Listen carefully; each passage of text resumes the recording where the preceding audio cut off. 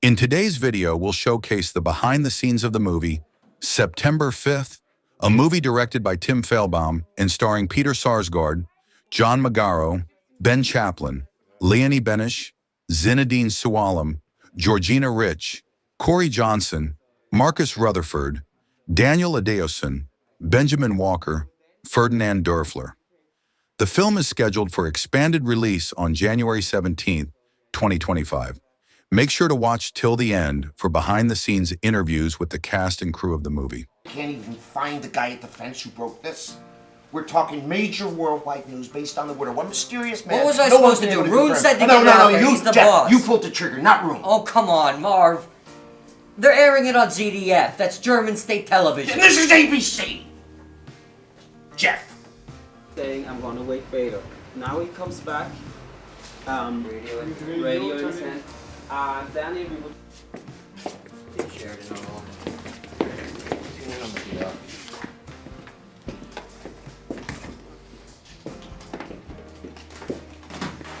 Then the door.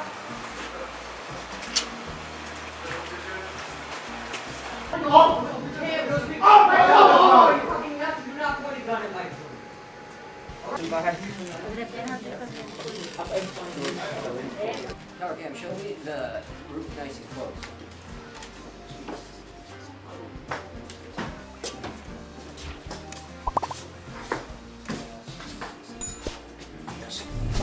That's true, but it's okay. Okay. I don't need to be super paranoid, whatever somebody hears me on the phone.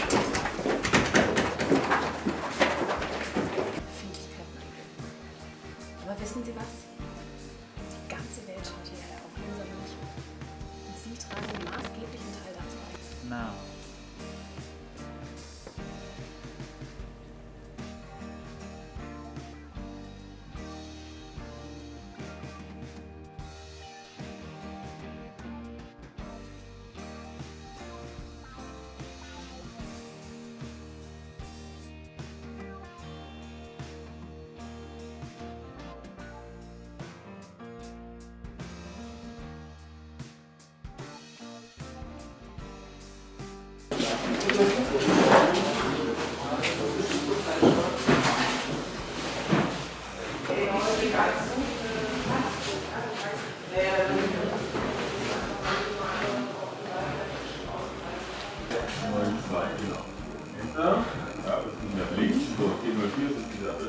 Dann einmal hier mit ab. Durchswitchen. Achso, das schief ist, das schief ist. Die Tapes sind schief, deshalb wirkt das alles schief, aber die Linien sind gerade. It investigates how journalism has changed, I would say, from then until now, through the lens of the 1972 Olympics and the hostage crisis and the sports reporters who covered it. The tone of the film is a thriller, you know, and it's interesting because I think it's a thriller where a lot of people know the ending of the movie, at least I did, but for some reason it doesn't matter. When I first got the script, it was actually difficult for me to understand because some of it said that there's going to be documentary footage here, and you kind of had to imagine that. Some of the dialogue is very technical, and but it was really when I met Tim, and you know, he started talking about some of this footage that he had, this doc footage, and the way that he was going to cut it into the movie. And then I saw Jim McKay, and I realized that that was really our moment that we were leading toward, where he pronounces the fate of everyone involved. He really revolutionized what we know as like the Olympics broadcast that we all know and love, where there's a story, you get a background on someone, he covers the losers and the winners. Storytelling was really what I think Rune became known for. Also, when he started doing news after this, like with Dateline, it's really about the story. And I'm always a little suspicious of that kind of thing, because as a storyteller myself, I know that, you know, as a person who's told stories that were based off of real events, I know that sometimes the story becomes more important than the facts. You know, the conclusion that you want might be more important than the one that actually happened. Not that people change, or that Roon ever changed things that dramatically, but that the fact that his intention was storytelling is different than, to me, what news should be. Storytelling is perhaps really nice in sports, you know. Well, they had Peter Jennings.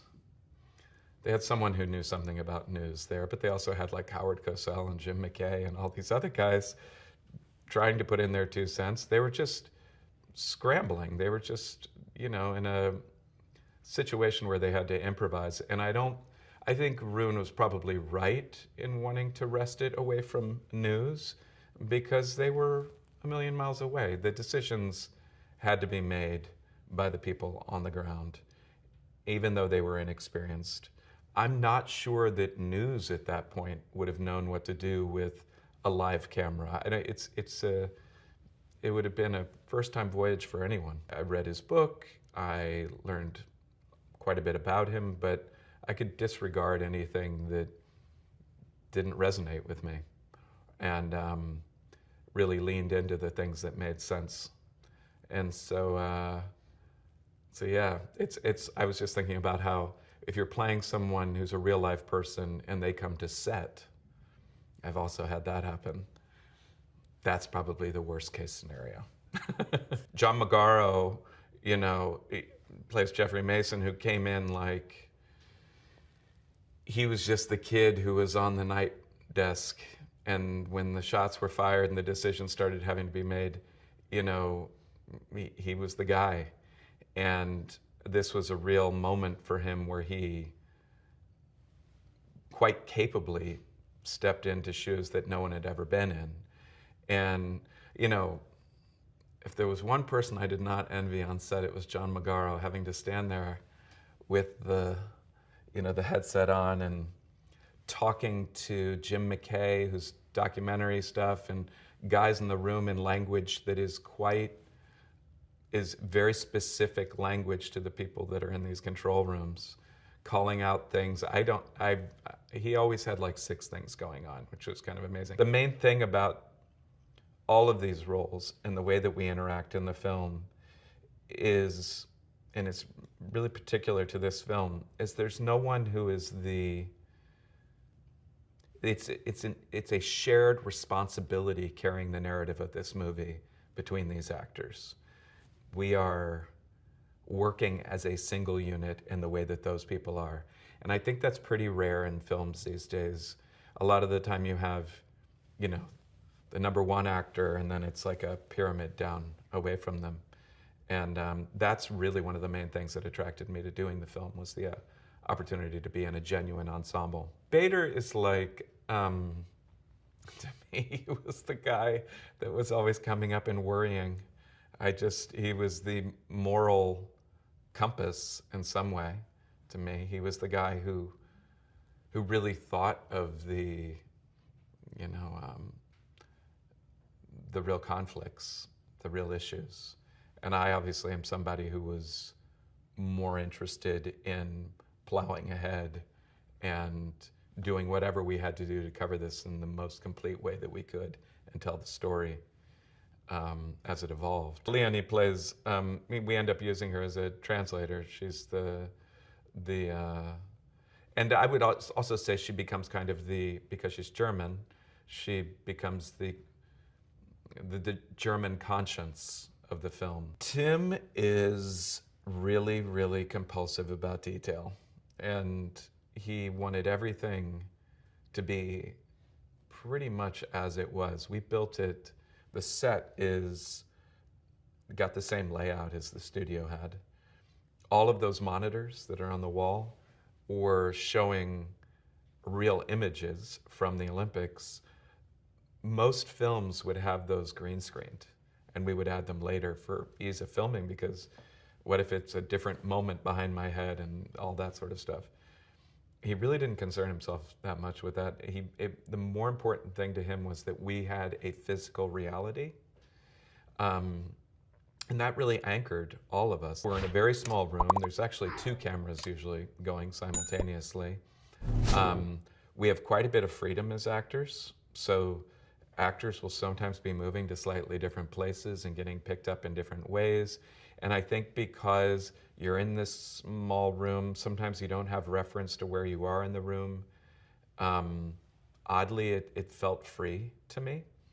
That said, you're ducking under cameras and stepping over cables, and it kind of made the ensemble even bigger. The ensemble included, you know, the guy operating the boom, and, you know, the focus puller, and the cameraman, and everyone. We're all kind of doing it together. It was a little dance we had to work out for every scene. Oh no, we're now going to all pivot the other way, then I'll go under, then I'll come up. And I loved it. We would also shoot every scene basically from beginning to end. We didn't do pickup coverage. So you do it again, you do it again, you do it again. And I guess I really like acting, so I don't mind doing it again and again. The type of acting that we had to do had to be able to cut with Jim McKay talking, real world people. And so we had to have it be a particular kind of acting. Not all kinds of acting has to be like this, but it just had to have a real authenticity to it. One of the main things that helped us with that authenticity was the fact that if you flipped the switch like that, the light went off. Or you went like this and the TV went off. Or you went like that and the fax worked. Or the reels, right? It just grounds you in reality.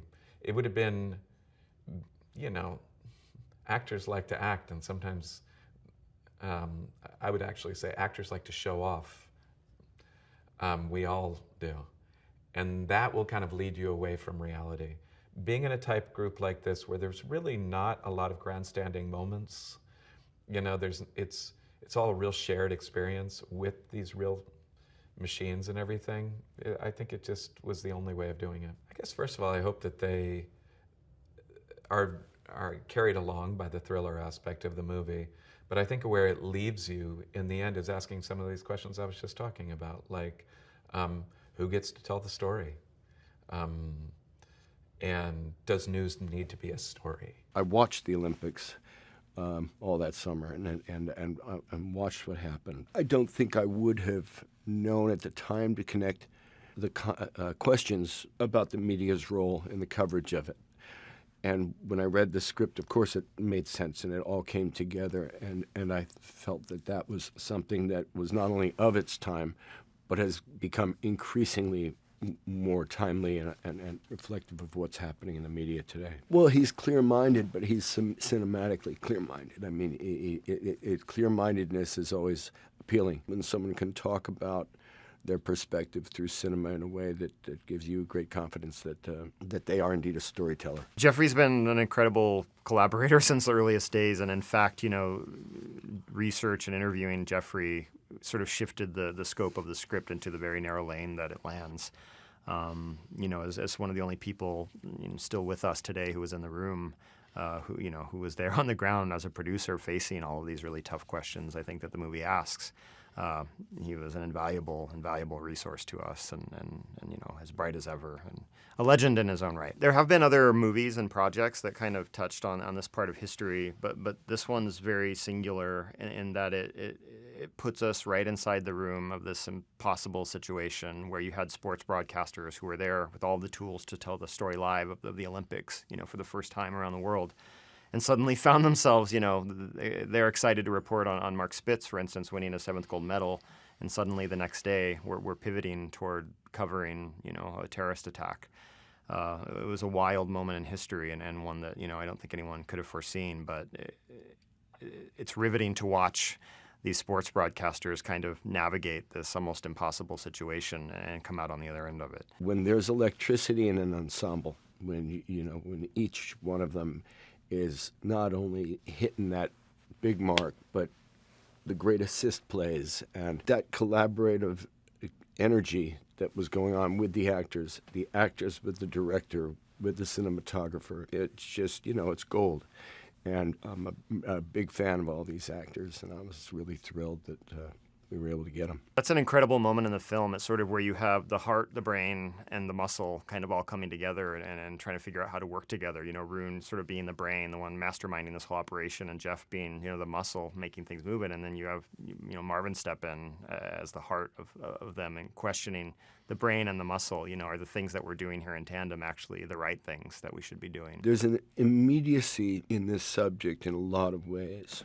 And I think one of the things that I hope is that it will increase the layers in which people are willing to look at things and to understand that that things are not black and white, that there's the horror and the beauty of mankind in this thing, and that balance of the excellence of sports, the dedication, the amount of their lives from being very young committed to this or committed to journalism. I would hope that this could be looked at as one part of the story, a very important part of the story, but that it would encourage that we all keep looking for more parts. When I first read this script, I didn't necessarily see it as a thriller, but I saw it as an important piece of history and a page turner for me as an actor. And on top of that, the challenge of playing Jeffrey Mason, who's this young producer trying to make his way in this industry and deciding whether he should go for the scoop and sacrifice some of his principles or stay true to his journalist integrity and be a bit more cautious was intriguing to me. That push and pull, that internal struggle was really rich, and it drew me to the script. Actors by nature are competitive, and I think journalists by nature are competitive, especially if you're young and you want to make your mark and succeed and advance your career. You really are bright-eyed and at times green, but eager to do the job the best way possible. Talking to Jeffrey Mason, it became abundantly clear that when he was a young man on the ground there in Munich, he was going to focus and do the best job he possibly could do just in the telling of the sport so he could advance his career further. What I learned mostly from my conversations with him was that once the clock starts going in that control room, there's no time to stop, there's no time to think, there's no time for emotions. You do your job, you are a professional, and you do it right. It's not until after that you let the emotion and the actual tragedy wash over you. And Jeffrey told me something that was really meaningful to me, and it sort of gave me a place to start as I explored the role. He said, we had no time to think in that room on that day. It wasn't until after, when Marvin and I went back to the hotel and shared a drink, that we let ourselves cry and the tragedy washed over us. And I still, in the conversations I had with Jeff, I still feel that scar on him, and I still see a man coming to terms with the events of that day. I hope through this film he finds even more closure on that chapter in his life. This day forever changed media. This was the first time that a horrible event like this was shared globally via satellite on live TV. And it was innovative at the time. There was such excitement around the opportunity to broadcast live globally at the '72 Olympics, and having that taken over by these tragic events changed media forever. It's still something that we're grappling with, and I hope at the end of the day people realize that on September 5th, news was changed forever. A lot of people are familiar with the events on September 5, but all the stories that have come out, whether it's documentaries or television specials or films, have covered a much more broad story. A story of the Olympics at the time, of the response after, which is the film Munich, but no one has focused like a microscope on the news telling of that day. And September 5 offers that. It offers a peek into that control room as the events unfolded over those hours, and a unique perspective of how media covers these kinds of events. There were conversations about, can we show someone being shot on live television? These were decisions that they had to make. The decision to roll out the camera because they were 100 yards away was a decision that Jeffrey and the crew made. And it was just necessity was the mother of invention at that time, and they had to do these things to keep telling the story. Most people don't know Jeffrey Mason or his mannerisms or how he is. So that was liberating in a way. I didn't feel like I had to imitate him. And sometimes when you play real people, that's the biggest challenge, because oftentimes you're imitating and you're going to be compared to them, and it's a really difficult task as an actor. Not having that pressure really allowed me to focus on the storytelling and come into it with my own perspective. And what was most important to me was capturing what Jeffrey was going through on that day, the challenges and struggles he was going through, and staying focused and keeping the ship afloat. That was my primary goal. And I think by focusing on that instead of trying to be Jeff Mason, actually does more service to his actual story in the telling of it. We have Rune, who's played by Peter Sarsgaard, who is a broadcast legend. He went on to, he created Wide World of Sports. He changed the way sports broadcasting existed. He created stories within the sporting events where you had heroes and you had villains, and it gave you something to root for. And he certainly was applying it in the situation that happened in Munich that day. Then you have Marvin, who's kind of this old school journalist who is true to his ethics and is very cautious and sort of the voice of reason in the whole situation. You have Jeffrey, who is this young, ambitious producer who's caught in between this struggle.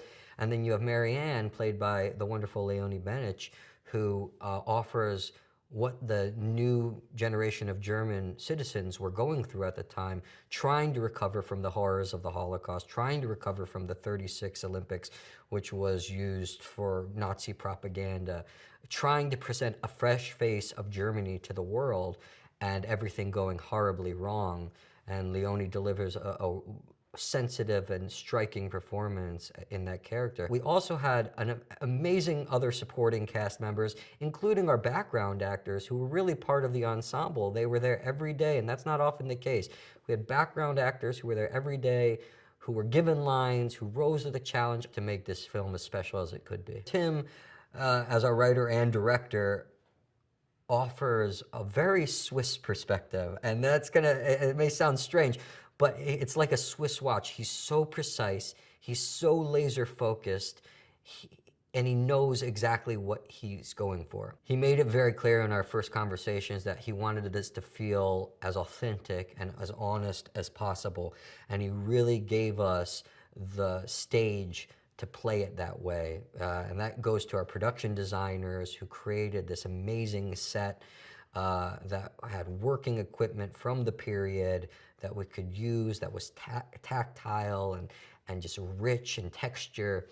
And that was all because of Tim's focus and his research and his study, and his ability on the day to let his actors be free. Sometimes you have a camera crew that doesn't feel like they're dancing with you. Marcus was constantly dancing with us, and he gave us the room to do what we needed to do while still capturing exactly what he wanted to do. And I think that was in conversations with Tim and him, Marcus and Tim, figuring out that they wanted this to feel almost like it was a documentary crew who was in the room filming it.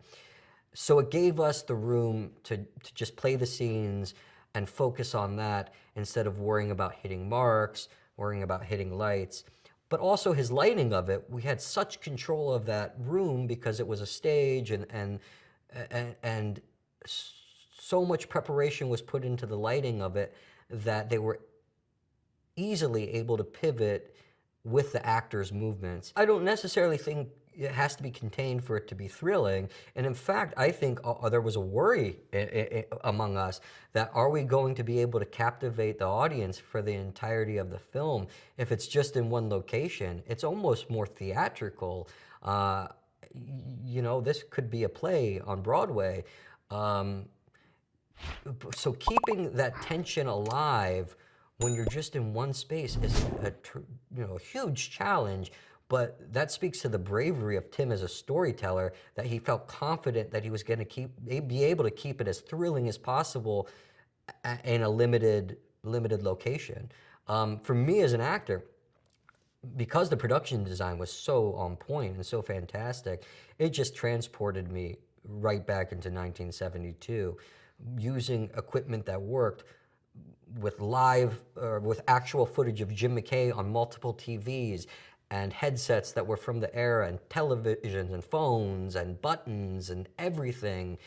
It just made everyday stepping onto set so much easier because it felt so authentic. What I hope for this film is that people will go into it with fresh eyes, without preconceived notions, leave their thoughts about what it is behind, and go into it and watch it, and maybe walk out of it thinking about how they consume news, how we consume news collectively as a nation in the present. If people can start having those discussions, because news has become so polarized and it continues to push us away, and the idea that now we so cavalierly show violence on television daily, does that make us better informed? Does that make us better citizens? Or is it pushing us further apart? And I think that's a question Tim wants people to ask each other. I don't think we have an answer for it, but I hope people will go into it with a clean slate and walk out of it asking those questions. These stories are quite rare. I mean, they're common, but we don't know about them. So I suppose there was a little window into a small aspect of a global event, and the actual real people that were part of that happened to be caught up in that moment. And I found that the script was very precise, very clear, and I thought the voices were very distinct. It was a live unfolding event, tragedy, and it was being shot live and broadcast live. So that's pivotal. Yeah, that's a pivotal moment, and it's also something that you can't.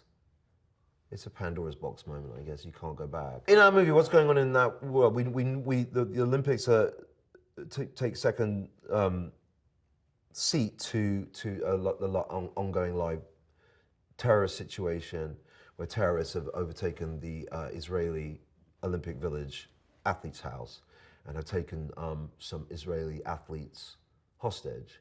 And so the fundamental decision in this room is, can we cover it live? And if so, how do we do it? And if we do it, then what if something really bad happens and we're shooting it and it's being broadcast live? That's the fundamental question, I think. That's one that my character, Marvin Bader, asks of Rune Arledge. Rune Arledge doesn't feel necessarily that he has a responsibility to that. His responsibility is to shoot it. And I think there's an argument for both sides. There's a fundamental question which arose for the very first time,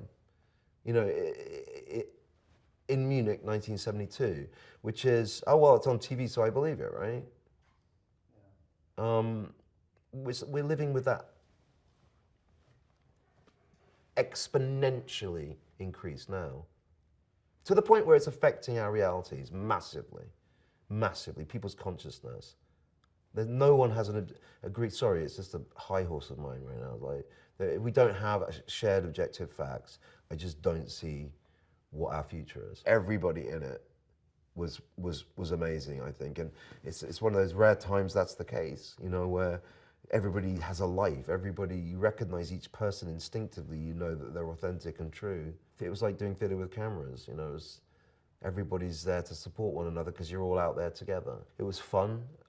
We had fun together. You got to have fun in a tiny, small room like that. Tim was great. Tim was so prepared. Like, it puts me to shame. Like the amount of work and research that he'd done on it. By the time I came along, I could have. You felt in very safe hands. I wanted to do it from reading it and from the actors involved, but.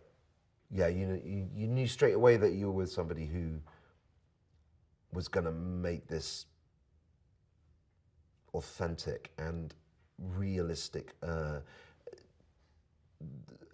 realistic to the extent that the story deserves, you know. I suppose that if I had a hope about the film, it would be just that people think about what live coverage can do, what it means. That is it enough just to shoot something, cover it, and just let the audience decide, or do the people covering it have a responsibility? And more importantly, to what degree does that coverage affect the real world outcome of the event that you're covering? And I think there's no doubt that it does. September 5 is a film about a group of individuals in 1972 who were unexpectedly faced with the task of covering a live breaking news event that ended up lasting for 22 hours. And they were not equipped to do that, in the sense that they were sports journalists that ended up covering a news event. And I think our film dives into the question of what sorts of decisions have to be made on the spot, what challenges are people faced in the wake of breaking news, and what decisions end up being made in the heat of the moment. The unique point of view of this particular film about that event is that it is about the journalists covering the event and not the event itself. And I loved the question it raised, because I think those questions have not lost any relevance. And this event is, quite a few decades ago. It was a 22-hour event unfolding with 900 million people watching live across the globe. We are in the room with the journalists making the decisions as to what footage do we show and how do we keep the show running. That is the question they are continuously asking, is not so much what do we show and the wider political aspect of it. Is more of a thing of how do we stay on air. I think what the film does tap into in terms of moral and ethical dilemmas is the question of showing violence. Keep in mind that when this happened in 1972, I don't know how much research had been done into the effects that seeing violence in the news, what that does to the viewership. I don't know where they stood back there. I imagine that it was nowhere near as much as information as we have today. So it kind of just happened. There was no time. It's not like there was a lot of room to ask themselves ethical questions about what should we show. The question was, how do we keep the show running? And yes, those questions did come up for the first time, but they were dealt with very quickly. John Magaro, the wonderful, wonderful John Magaro, who is one of the most dedicated people I've ever met in terms of, acting colleagues. He is serious about the acting. I mean, I think everyone is, but what I love about John is that he is a little grumpy and very, very stubborn and really, really good.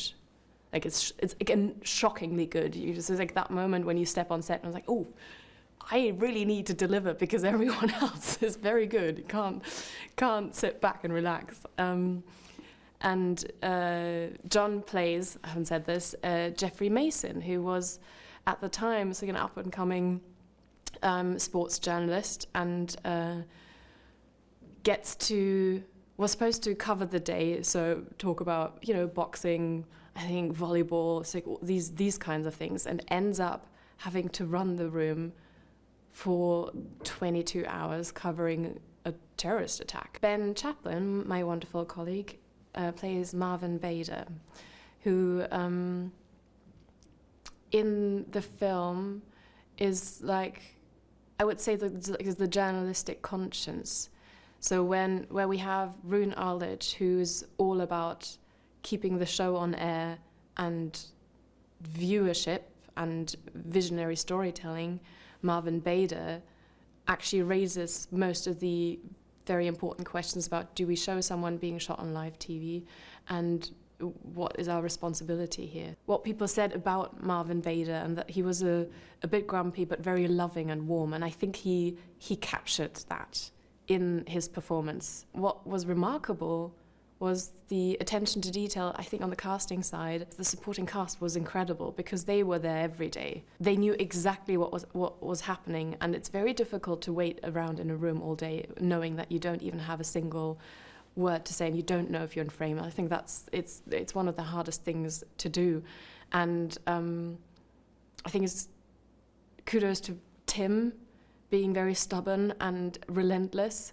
but also to the group effort, because everyone understood that this can only work if we're acting as an ensemble.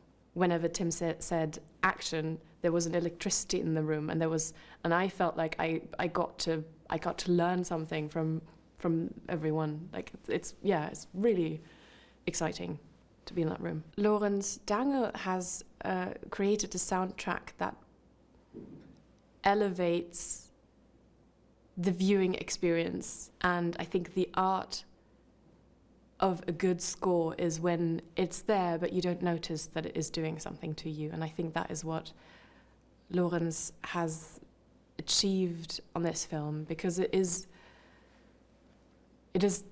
subtle and it is dark, of course, but it's never overbearing and it's never telling you how to feel, and I think that's wonderful. My name is Jeff Mason, and I was the coordinating producer for ABC's coverage of the Olympic Games in Munich in 1972. The ABC control room at the Olympics in Munich was a highly complex situation where 24 of us worked in perfect harmony together in order to present the best possible coverage of the Olympics.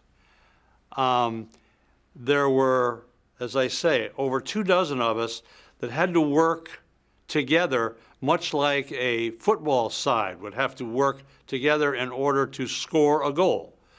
Our mission was to work as closely together within the framework of this highly technically complex situation, room, in order to present the most effective and the most comprehensive coverage. That was 50 years ago. Now the control rooms are smaller than they were then, and there are fewer people because the technological advances that have been made don't require quite as many people.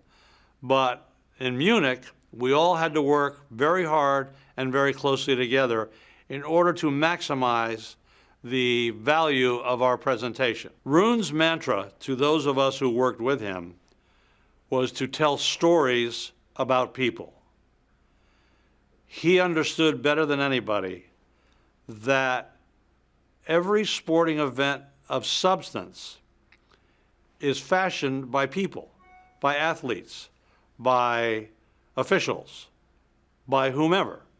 But that sports coverage for Rune was essentially storytelling at its very highest about people. Those of us who worked closely with him understood that, and we all were directed, we were all focused in that direction in order to help him help us tell the stories of people that we knew he wanted to present. So we were focused on people and the stories about people, much more so than any other element of the sports event per se. And those of us who worked closely with him for many Olympics, I worked 5, 6 Olympics with Rune, we all had a very good sense of what he wanted because we had experience with him and we were very closely aligned with his vision. Marvin Bader and I covered 5 or 6 Olympics together. We were absolutely joined at the hip. I was in charge of preparing the ABC team for production, for producing the content of the Olympics. Marvin was in charge of organizing the technical and operational elements of the coverage, and he was also in charge of the budgetary elements of the coverage. So there wasn't any element of Olympic presentation that he and I did not have to communicate to each other about. And together we were able to put together a developmental plan that seemed to be successful. And we both worked for Roone Arledge in order to bring to life his vision. On that fateful day, I knew we were in for a very long, difficult day.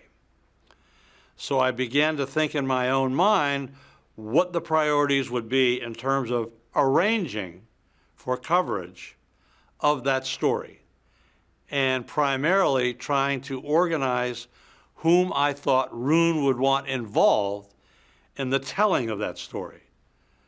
So it was troubling, it was stressful, but the job ahead was so overwhelming that I didn't really have time to think about anything but what we needed to do and whom we needed to call to get involved. At the age of 32, I knew that this probably would develop into one of the most important assignments I ever would have had. Yes, the Olympic Games themselves were a big assignment, but what was happening before our very eyes at a relatively young age occurred to me that we were in for some very stressful and important assignments. We began to understand that there were people, perhaps even families of the hostages in the US, that would be watching our coverage, watching the story unfold live. And we began to understand that the responsibility we had for being honest, truthful, and thorough in our coverage was more than any of us had ever imagined before. That turned out to be true. Families of the hostages were indeed watching our coverage and seeing the story unfold in their living rooms live. So we began to truly understand the impact of what we were doing. And when the security people told us to turn the camera off from the tower overlooking the roof of Building 31, that's when we really started thinking, we got to be really careful here, because what we're covering can be seen by everybody, basically in the world. And so that generated a higher sense of responsibility for what we were doing than we were used to. But our instincts were right, as we had been taught by Arledge year after year after year, and for several big events and Olympics. Just be truthful, be accurate, and do the right thing. And that's what we did. There was some discussion at some point, several hours into our coverage, about whether or not ABC News should take over the coverage of this event. And Roone basically said, there's not a chance that they'll be able to report on this event to the extent that we can. We have dozens and dozens and dozens of people who are focused on this coverage. The event is happening 100 yards away. ABC News people in New York are not going to be able to bring coverage to this awful event to the extent that we can do it. So he basically said, thank you for your offer, but we got it. The sense about that day that I am left with to this day is enormous pride in the accomplishment, but maybe more so than that, a complete confidence in how we followed our instincts that day to do the right thing. Yes, Roone Arledge was our boss, and he drove the coverage. But there were thousands of other little ancillary events and situations surrounding the central theme of our coverage that needed to be executed by a wide range of television professionals on our team. And the way we executed all those thousands of other little mini stories to this day makes me proud that all the preparation that we had going into Munich, not ever realizing we would ever have to utilize some of those instincts, they came good, and we did the right thing. And we followed our instincts, and we did it well, and about that I will have enduring pride. I think our entire industry, not just ABC in Munich, I think our entire industry learned something from that day in Munich. We stood on the shoulders of Jim McKay and Roone Arledge. And we covered that event, in my opinion, as intelligently and as honestly as it could be covered. None of us had any idea that we were going to have to reach down so far into our breadth of experience and emotion in order to tell that story. So I think our entire industry now understands better the responsibility of covering anything that happens in front of us live. That's the key. Television sports is, generally speaking, covered live. And I think today we all understand better that anything can happen and we have to be prepared. When I was approached with the idea of telling the story of September 5th via the perspective of the ABC television coverage of that event, I was very impressed by the depth of research that had been accorded the project, but more importantly, after I read the first two versions of the script, I was impressed by how deeply personal the experience was, not only to those of us involved in the production, but in telling the story of what happened that day. I was worried that it was going to be another documentary recitation of the facts. But I found, to my great good feeling, this project is a story about people and how we all reacted to what was happening in front of us. I am blessed to be one of the very few people who can still be around to tell that story through my eyes. Most of the people in the control room that day are no longer with us. So for me to be able to help tell a story through the eyes and the hearts of those of us that were there that day is a unique opportunity. I think the approach that this project has taken and the depth of understanding, not only about what happened that day, but who was involved in that story, gives it a unique opportunity to succeed when other projects might not. This is the true telling of what happened on September 5th through the focused eyes, ears, and hearts of a small group of us who were literally 100 yards away and who had a depth of connection to the development and the evolution of the big story through our electronic technology to tell the story the right way. I'm confident that that's what we're doing. My name is Hans-Jörg Weisbrich, and I'm the editor of September 5. We wanted to create a kinetic experience for the audience. We wanted to create a riveting journalistic thriller, and given the fact that the film takes place entirely in a studio environment, we actually never leave. It was a great challenge to get the atmosphere lively and the atmosphere tense and riveting. The decision to tell the film from the unique perspective of the sports reporters team came when Tim and his co-author Moritz Binder were working on the script. They originally had planned a multi-perspective film about the events, but ultimately decided to focus on entirely on the perspective of the news reporters team, and that it was when they met Jeffrey Mason, the real Jeffrey Mason.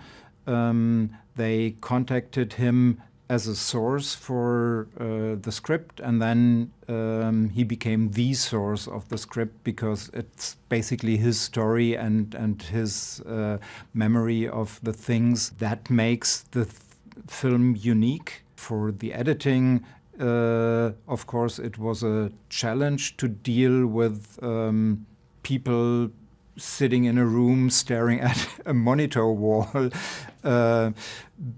So it was important for us to not tell it in a static way, but tell it very dynamic and kinetic and high-paced, and focus on the characters, on the atmosphere in the room.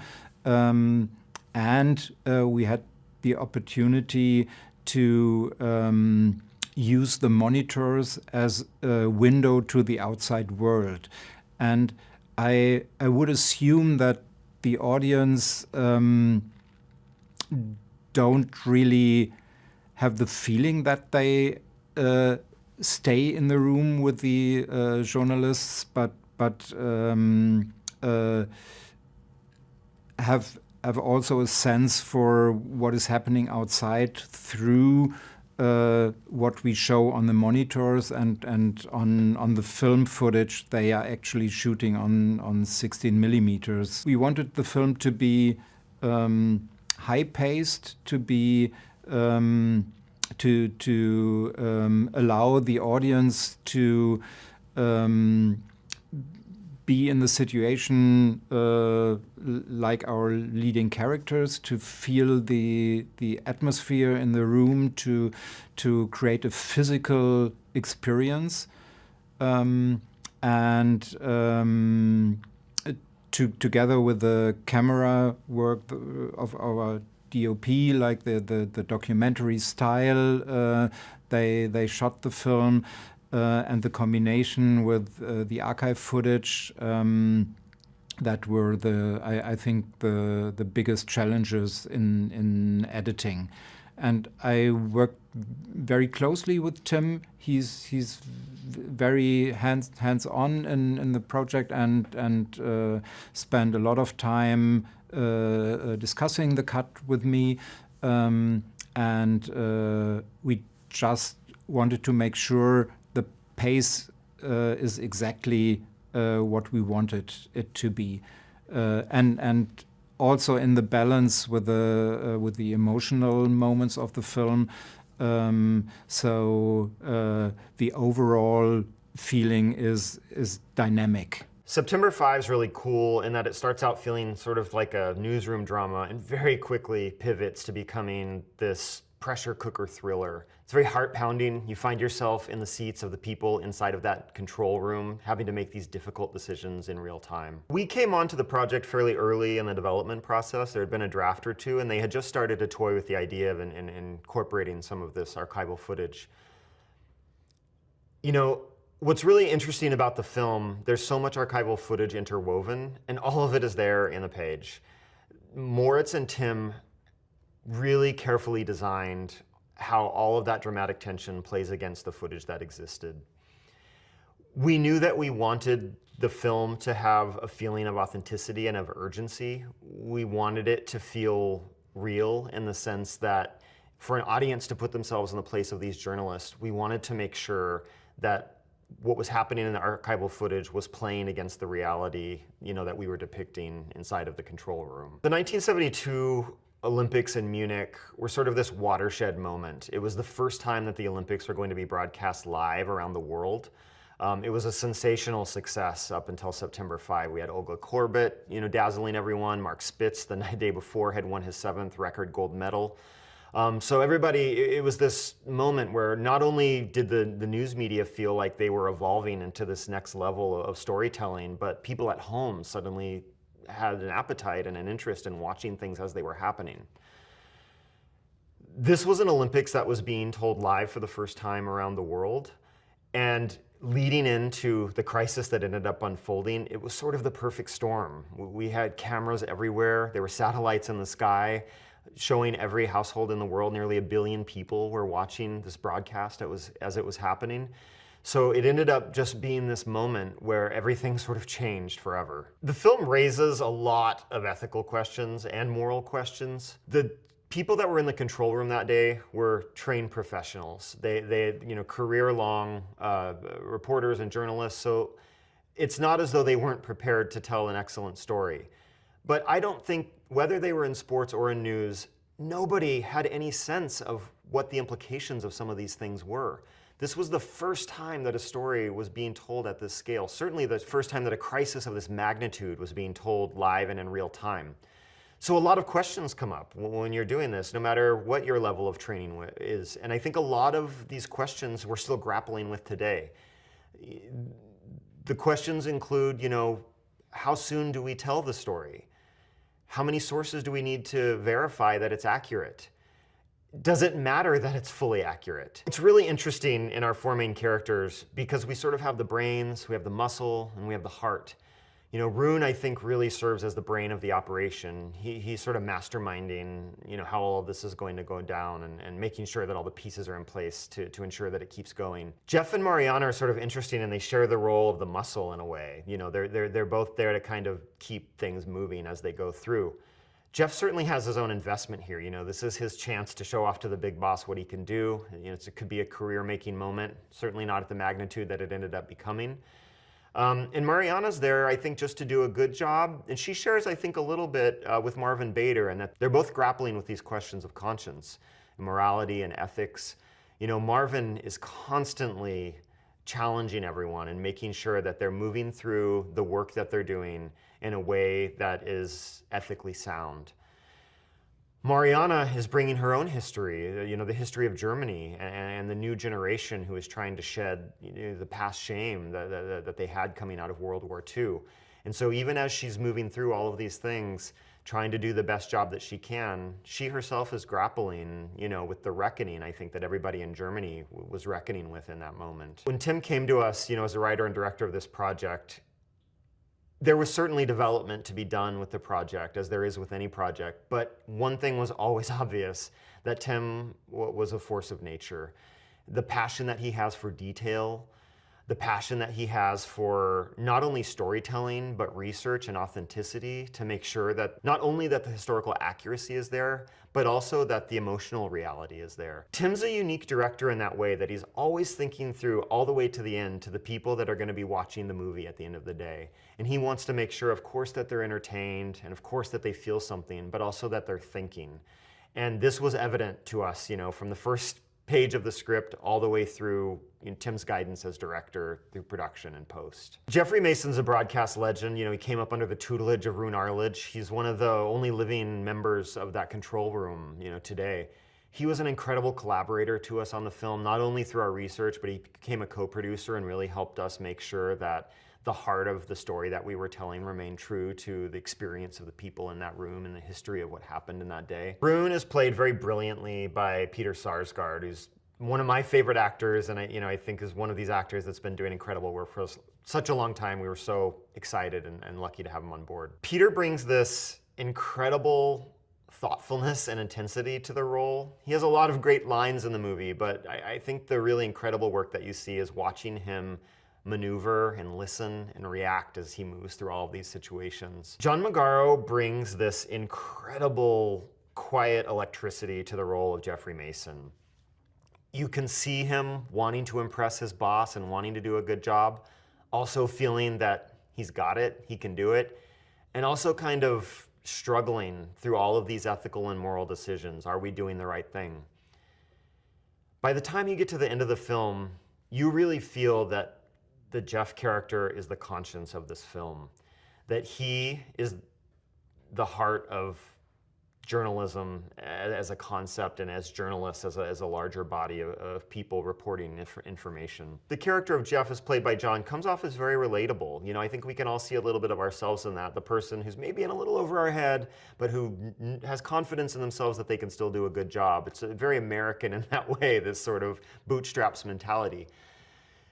John brings this incredible, complex portrayal of pathos, confidence, but also grappling with, have I done the right thing at the end of the day? I think it's a really tough chord to strike, and John hits a home run here. Marvin Bader was there as the head of operations for ABC Sports in real life and in our movie. He's played by Ben Chaplin. Ben brought to the role of Marvin this incredible layer upon layer of sensitivity and nuance, where we watched the character Marvin move through all these instances, making sure that everybody had the tools that they needed and the information that they needed, but also that they were minding their heart. I don't know that anyone could have brought to that specific balance of authority and heart that Ben brings to this role. Mariana is the German translator played by Leonie Benesch, and Leonie's an incredible actor. Mariana sort of serves as our portal to a more contemporary perspective. She's certainly representing what at that time was the German reckoning with what had happened. But I think when audiences today look at it, she's the character played very brilliantly by Leonie that we're able to connect with in a way, that we're able to see a little bit of what we've learned since these events have happened through the eyes of someone who at that time was coming to all of this with fresh eyes and wanting to sort of do better. It was really important to us that as you watched this movie, you felt a sense of authenticity, that these felt like real people doing real work. And because we were intercutting the original archival footage along with some recreated footage and along with the story that we were telling inside of that newsroom, we knew that it needed to blend seamlessly. And it was important to us that even as we were telling a story of what had happened, in an entertaining way, that we had the footage that they were making for people to see with their own eyes and to see 50 plus years later just how impactful that footage still is right now. That the visceral feeling that you have as you watch some of these things unfold in real time.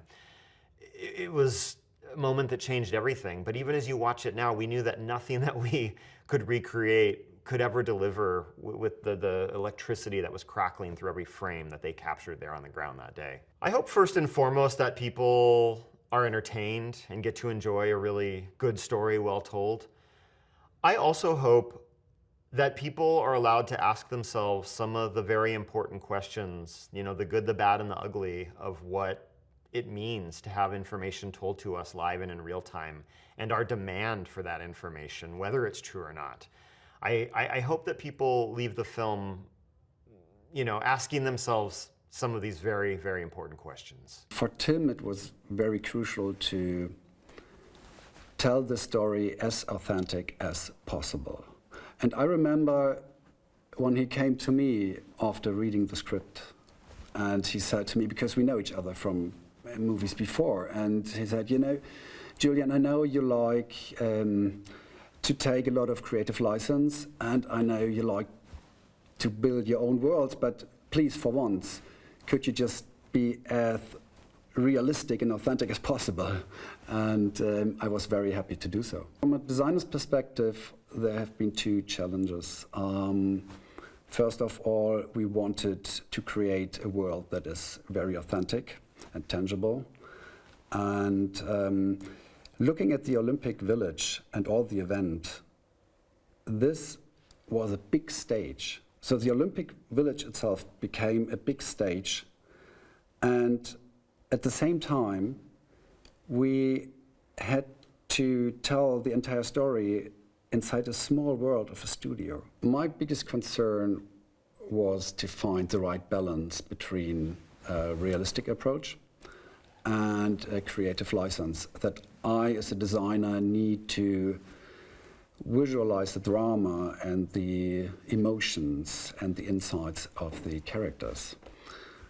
And Tim was very, for him the realistic aspect was of course very important, and as I'm coming more from a fictional side, we needed to find a good way in between and the right balance. The research we did was really intense. I started to collect all kind of images around the Olympic Games from that time. And it was sometimes really difficult to differentiate between the Olympics in the 70s and the 80s, because all these control rooms looked very identical. And there were only small technical tools, screens that were different, and we had to be very careful with this because, as I said, for Tim it was very important to be really accurate. Everything had to work, every button, every screen, everything needed to be on the right place, used by the right person at the right time, and he wanted to have a response. If someone pushed the button, something had to happen. So we were collecting all kind of props from that era, all kind of machines, and we assembled it and brought it together in the studio. We wanted to create a set where we can move freely, where we can approach a nearly documentary style so that we can follow the actors. We wanted to give the actors as much freedom as possible to move around and to act in a very realistic and vivid way. If you would create a studio set that allows you to tell an entire story, you need to have flexibility in the movements, and you would like to have a perspective and angles that makes the story interesting. So we created a set that you can access from all sides, and you can move freely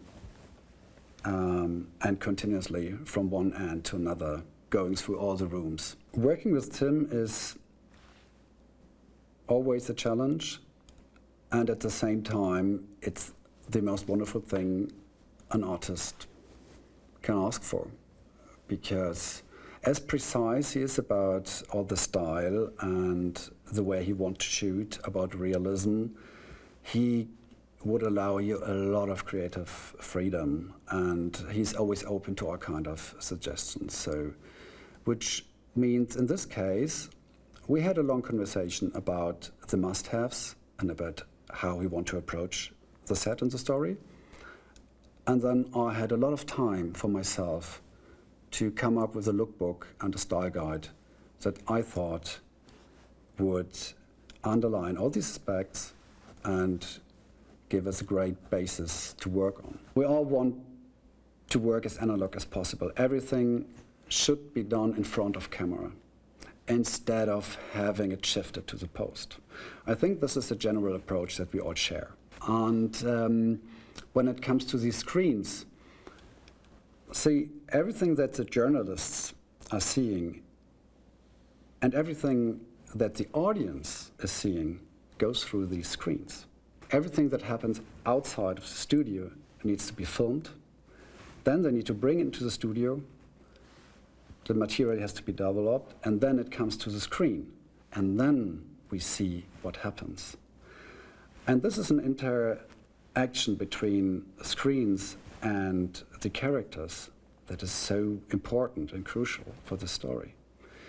And if you would have had a green screen, or if you would have green screens all over the place, the acting in such an ensemble became really difficult. The sports team did an amazing job, but being in that position of telling a new story, I think they were pretty much overwhelmed and overloaded with so much responsibility and with such a drama that have been there. And we needed to create a rush, a pace, where no one really had the possibility to stop and to think about it. They were just high on adrenaline and just following the story. And I think that explains pretty well why the set was designed as we designed it. A set where you could walk from A to B without having a break and without realizing this is a studio set. So you were contained and you were locked inside that. I was under the impression that the actors could feel the set and they could really feel the claustrophobic structure that we created. After shooting day, I could really see it in their faces. They were exhausted. They were in the story. They were in the moment. And this is something, if I can witness this as a designer, it makes me very happy and proud. And I think the whole team could feel it. I really hope that the audience has not only learned something about history, but could also feel how it is to be in such a situation. Because we all are today, and every moment, in a kind of similar situation regarding the responsibility we have. And this was, for me, so appealing about doing this movie. Because we all have our mobiles at hand all the time, and we are witnessing things. And I can make a choice every second during my day if I want to capture something or not, and if I can send it or upload it to the internet or not. What is the purpose? What is my responsibility here? And I guess this is something that I always felt, but I never really thought about it before I did this movie. And I hope that the audience is taking this out of it, not only to be entertained and thrilled about that kind of story, and not only to get a new knowledge about that historical event, but also because they have felt the responsibility and what effect it has. My name is Lorenz Dange. I'm the composer of the music. When we watched the first cut, it was obvious that this film is so tense and is so in this narrow space. For me as an audio guy, it was really shocking. I mean, in opposite to the other films I made with Tim, there is no place, no space for any like, oh, great melody or something like atmospheric. Let's do a 2-minute arc of, you know, atmospheric well-being or whatever. So this just didn't happen. It was totally obvious that the audio track is so rich. You know, you have the dialogue, you have a lot of noises coming from the studio, you have speaker, walkie-talkie, telephones, a lot of sources. So I decided to choose a very direct, very dry, almost tactical kind of style in the music, and try to find sounds and instruments who provide these, you know, directness somehow. I created a lot of material. I mean, I went to the set one day, and when they stopped shooting, I went around inside the set and I recorded all these knobs from these old machines because they're so great. You have these switches, and on these old machines, it's not like click, but it's like two things, like, or, you know, they all sound different. And I ran around and recorded all these little knobs and things. And Tim was still there on set after the shooting, and he was so fascinated, and he loved it. And he ran around himself and said, "Lawrence, come over here. There's a nice switch." And I said, "Oh, wait a moment." And then I used some of it. You really have to pay attention when listening to the music, but some of it is still in my music. I produced some music which was mainly that synth stuff, because I wanted to show him the quality of an analog synth, because it's so different to anything you press on your keyboard with a soft synth. And he also reacted to that in a very positive way. He liked this bass, you know, this very present but still transparent bass sounds of these synths. Hi, my name is Markus Forderer, and I'm the cinematographer on September 5. Working with Tim Fehlbaum is such a joy for me as a cinematographer. He's a very visual director. He started shooting documentaries himself, and he was a cameraman and a cinematographer on some of his short films in film school. So he has a great visual sensibility. And when I got the call to talk about September 5, like, was I think 3 years actually before I started shooting, they were still writing, and we talked about ideas, and we went actually to the Olympic Village in Munich, which is like a historic site, so it's protected and looks pretty much like in the 70s. And we looked at it and talked about several different angles, how to tell that story, and the script evolved over time, but it was so helpful over the years to keep this conversation and think about it, especially since the film is so contained, and we don't see the outside world except for what our characters can see. We really were early on talking about how to give this film the scope and keep the audience engaged. We actually shot every scene in like a long oneer, so there was no breaks, no rehearsals. Like, we had the actors come in, and we captured it with 2 cameras, and I always told myself I was operating the camera as if I had only this one chance to capture it, as if it happens for real. So, for example, Peter Sarsgaard's character is like storming into the control room, I whip pan onto the TV screens, zooming in on seeing the masked man on the television, and panning to John Magaro's character as he like speaks into his walkie-talkie, zooming into an insert. So instead of traditionally we would set up a wide shot, then you cut, you reset, move the camera, put marks down for the actors, and relight. We didn't want this. We wanted to have this real-time sensation. And I think knowing from the beginning we would tighten it up in editing with like Hans-Jörg, this brilliant editor, I think there's all these connecting pieces which give it urgency, but then it's all tightened up, and so it feels like as if it's happening in real time. Both Tim and I, we loved the look of film. Like, we shot 16 back in film school, and we wanted this film to feel gritty and authentic, but we also were really fascinated by that look of all the archival footage from the time that we got. We didn't just want to replicate as if it was shot in the 70s. We wanted it to feel appropriate for the period, but still have something fresh. And I think we created quite a unique look with lighting and the lenses we chose that feels like it takes place in the 70s, but it's still, we shot on high-resolution cameras. It is not like a low-res 60mm look.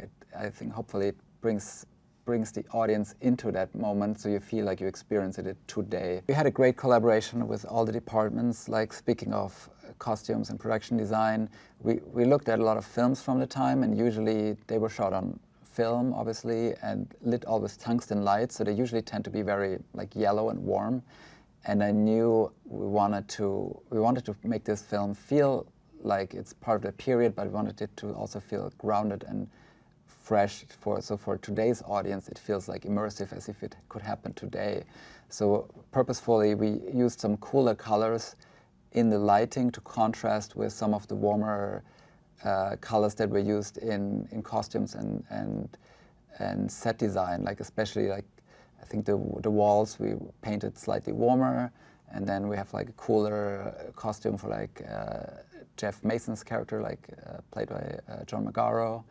And then I used cool lighting to counter this warmth in the room. So we all collaborated closely, and I always thought, like, we have to find something that's unique to our film. Like, I always like when a movie can pull it off, that you cannot just use a frame from this shot and mix it with another one. It has this distinct look, and that's why I think we were inspired by films of the 70s, but we didn't want it to look like it was shot in the 70s. The film is based on true events, right? It's a very serious story, but we always felt like to do this justice, how it must have felt for people watching this live back then. We knew we had to really heighten the stakes and use all kinds of filmmaking techniques to make our audience watching this today feel like how it must have felt watching it back then. And so we used all kinds of techniques. Like, I used anamorphic lenses, and we used like a certain handheld style and modulated the light flicker to create that sensation and heightened tension. So we always thought, like, if this, whatever the film becomes, sometimes the film takes on a life of its own when you shoot it, you edit it, but like, we always knew we wanted this to feel like a nail-biting thriller because I think back then our characters didn't know, right? They couldn't just go online and see what's actually happening. They got pieces of information. They knew it happens right outdoor. They heard the shots fired, and also what their actions, how their actions actually projected back into the real world and affected, you know, like there was this police trying to storm the building and how they aborted that mission. It was amazing working with our composer, Lawrence Dangle. He's brilliant. I shot 3 films with Tim, and Lawrence was always the composer, so knowing his sensibility, and he showed us early like a layout of some of the main theme he was planning, and I was surprised how quiet it is and how like sensitive, and I could feel the quiet tension going on, and that really inspired me too. And knowing sometimes you have to go visually more bold and keep the music lower, or vice versa. Like if you're becoming very strong with a strong visual technique and heavy score, it might become too much. So this is like an interesting blend of introducing silence, almost near silence, and then a score slowly ramping up.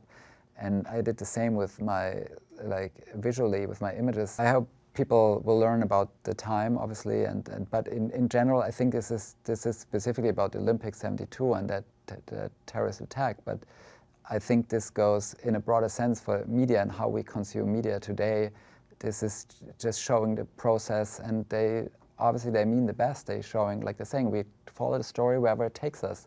We're not gonna take any sides, but just by thinking twice or being aware when you consume something, watch something, think about it. There's always a choice being made by the people showing it, and even if we want it or not, sometimes there's no bad intention, but there is no such thing as an objective reality, and I think there is no easy answer to it. Hi, my name is Moritz Binder, and I'm the writer of September 5. ABC Sports, they were really experts in how to broadcast live and how to cover events live as they unfold. And that day when they suddenly had to report on breaking news, they took all the experience they had in broadcasting live to broadcast news. And this changed the way news are covered to our day. I would say the research was two-parted. One part was the actual events that took place, and we wanted to be really precise in that out of respect. We read all the police files, we read books, we read scientific papers, everything on the events that took place. And then on the other side we had biographies, scientific papers as well, and eyewitnesses on the ABC side, and on the bigger picture on the media side, what happened that day.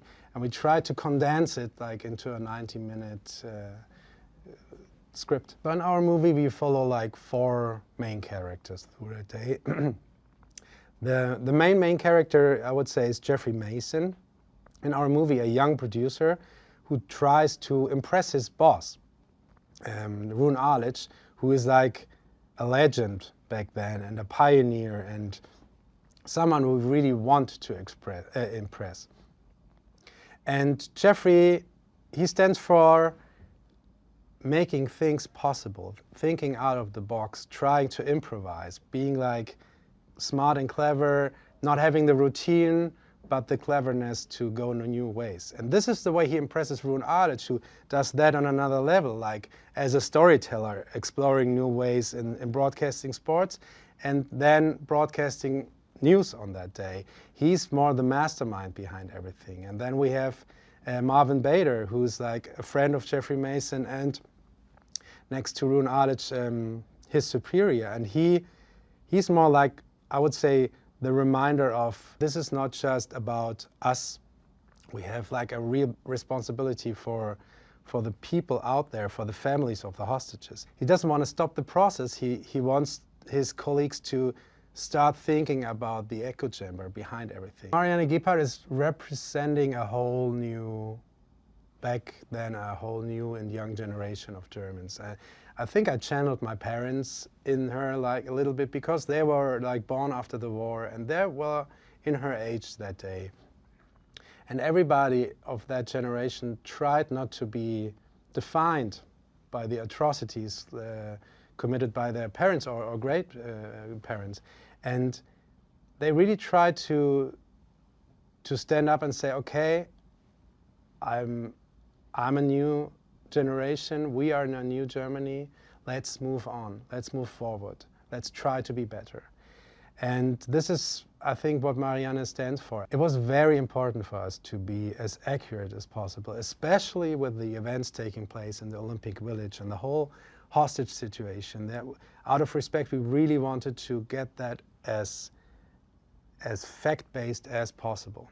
And on the ABC side, on the other side, we really wanted that the audience can feel how well researched it is, how the language, the jobs they are doing, like the technical aspect, the questions raised, the family-like structure. I mean, they're like really like a family trying to get through this. We tried to be as accurate as possible, and then we had to condense it to like 90 minutes because it took place over 22 hours, and then we had to take some liberties to condense it down to this 90-minute movie. Writing a script sometimes is a really dark process, like really scary, sitting alone at your desk. And working with Tim was the exact opposite. I mean, it was like always the two of us, always like together. And he accepted the way I work because I always have to write a scene really fast to feel it before overthinking it. And he embraced that. He said, okay, then give me that scene. And he's the master of condensing and rhythm. And he always condensed it down to its core. And that was a really great dynamic. And then when Alex David came on, based on the first drafts, that was a great moment because Alex is, with his like being so particular about words, about wording, about character arcs, that was a really great moment because, you know, we wrote a movie about teamwork and we wrote it as a team. And I think that kind of helped it. I'm 𝗗𝗦𝗖𝗢𝗏. And I'm Thomas Webke.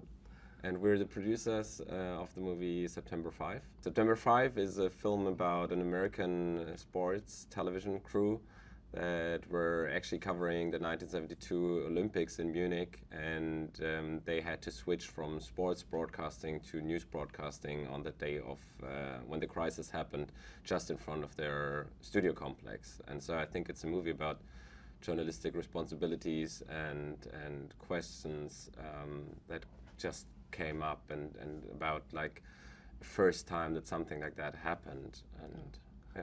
The interesting thing is that in 1972 at the Munich Olympics, it was the first time they had this commercial idea broadcasting it all over the world via satellite, and they also sold the rights, the IOC, to different TV channels over the world, and ABC won this battle to get the rights to broadcast for North America. I think it's maybe a special collaboration because we're really like a family, especially like Tim, Thomas and me, we're like, you know, the three of us. So it was also us together coming up with the idea, with the basic idea to make a movie about that specific day and the events on that day. You know, when we had this idea, it was in November, I think, 2020. And, you know, there were all these articles about the commemoration day in 2022 for the 50th anniversary of this day. And there was still the discussion because the German government never excused themselves for this whole thing to the Israeli people or families. And this also because we are from Munich, we live there. Our office is just like 1,000 meters away, also from the whole thing. When we really looked for a new project for Tim together, yeah, we had this idea, and because also it was said that there will be new things coming out, you know, in the archives. They are opening their files, and so we were excited to find something new, because there are still some mysteries about this day, what happened there. Tim is an amazing director when it especially comes to visuals and to a physical experience. I think that's really something that he's so capable of. And I mean, he showed with his first film that Thomas produced, Hell, it was such a vision in there, and with such a limited budget, and it was his first film. It's insane, like what they have done. And then his second, The Colony, which is a sci-fi, and it's also there. You really feel what the protagonist is feeling, you know. And I think going with this package of tools and approaching this story, September 5, that's why the film is what it is now. That's why it is a thriller, and that's why it's so engaging and so, yeah, just thrilling experience. It's because of that, because he creates this momentum when he shoots the movie, and I think that's something that the actors can best underline and tell, is he really creates this momentum where, yeah, I don't know, where this physical experience happens. I think we were really lucky to have our German casting director, Simone Baer. She was there, and she brought Leonie Benesch right in the beginning to the project. Then we had Nancy Foy, our American casting director. She helped us get all these, I mean, you know, the movie is about an ensemble. Like, we needed this outstanding ensemble. They have to be great at their own, but also work together very well. And Nancy was amazing in finding and suggesting us the right people.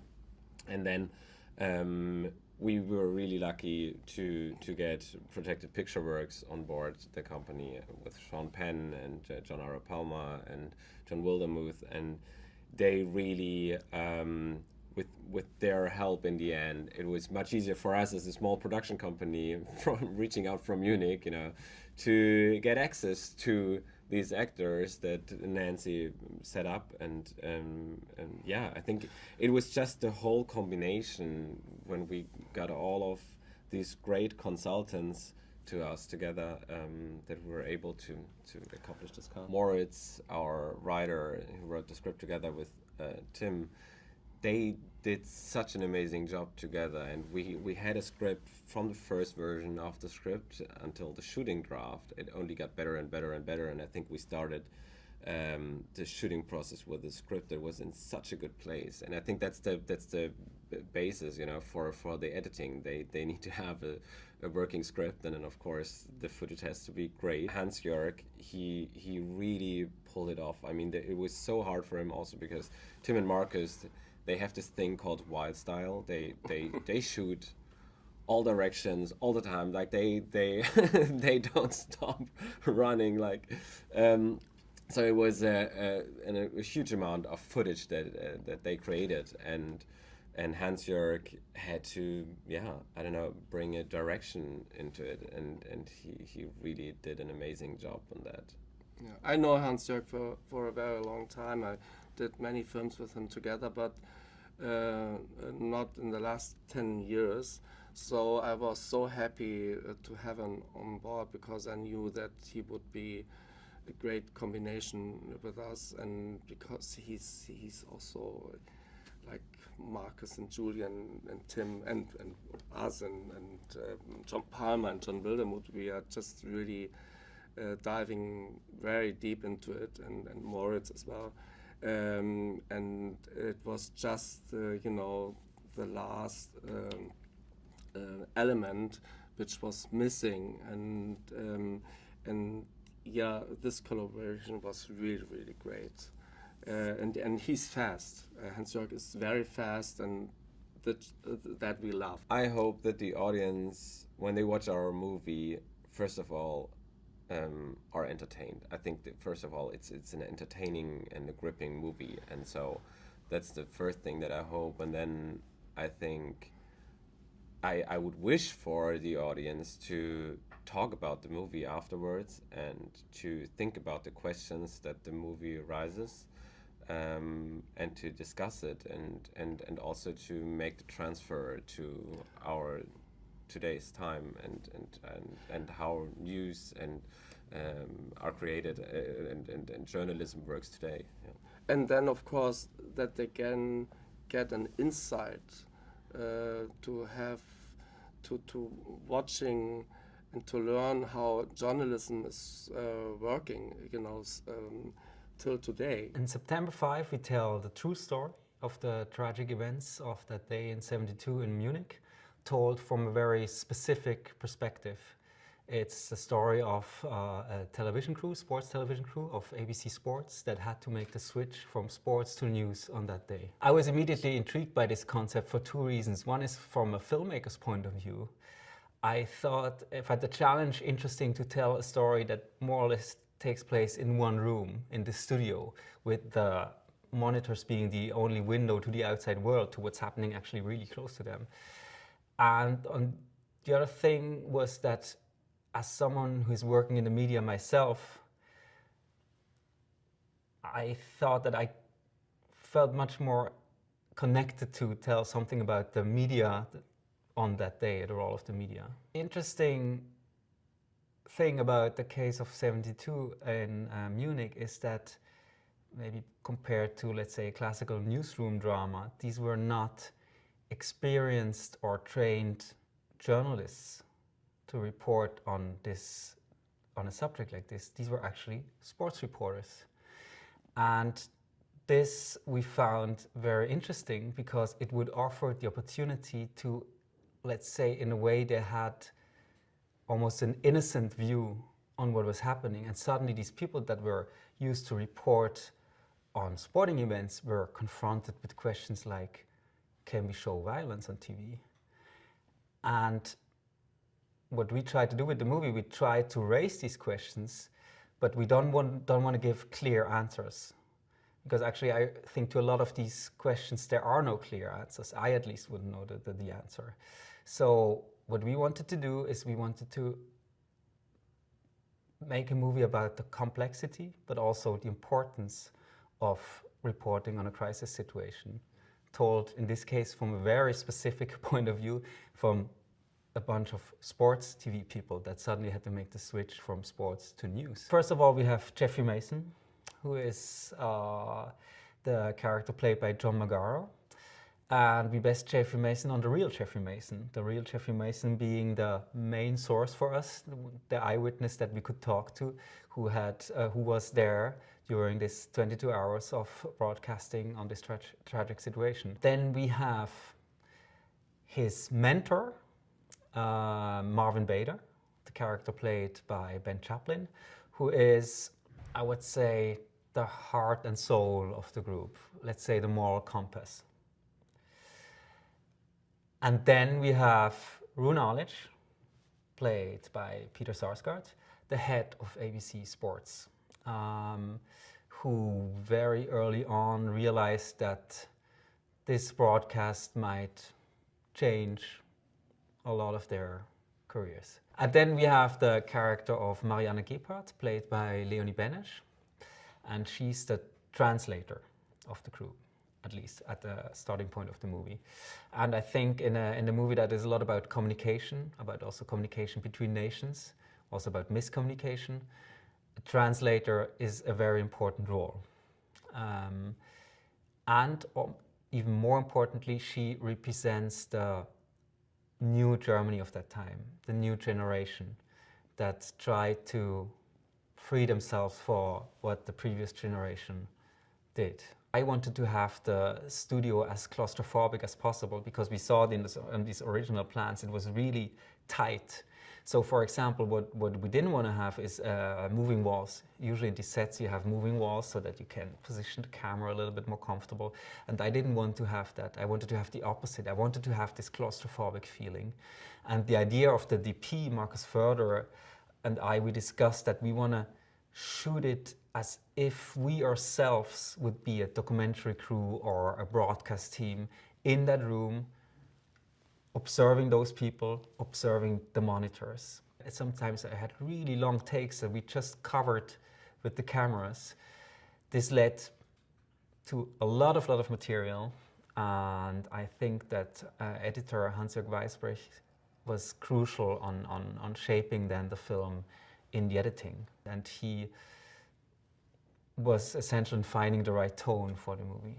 I like working with Marcus so much, and I'm sure this is also the reason why his producers love to work with him, is he always thinks from the story, you know? It's never about him getting the best setup or so. It's always about what helps really the actors and what helps the story.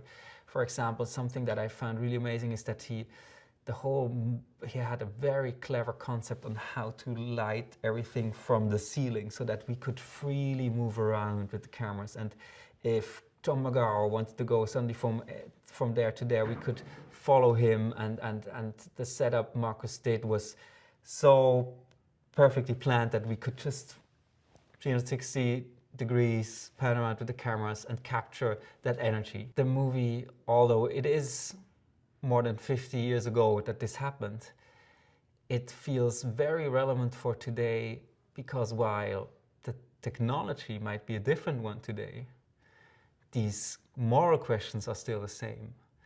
And while maybe today everyone has a camera and a TV in their pocket, it is interesting to take a step back and look at how that was for the first time covered in live television. So I think ideally we want to raise some questions. To a lot of these questions I wouldn't know the answer myself, but ideally the audience walks out of the movie and would talk about and think about how we consume media today. Thanks for watching. Make sure to like and comment on the video if you enjoyed it. Subscribe to the channel and hit the notification bell to be notified when new videos are released.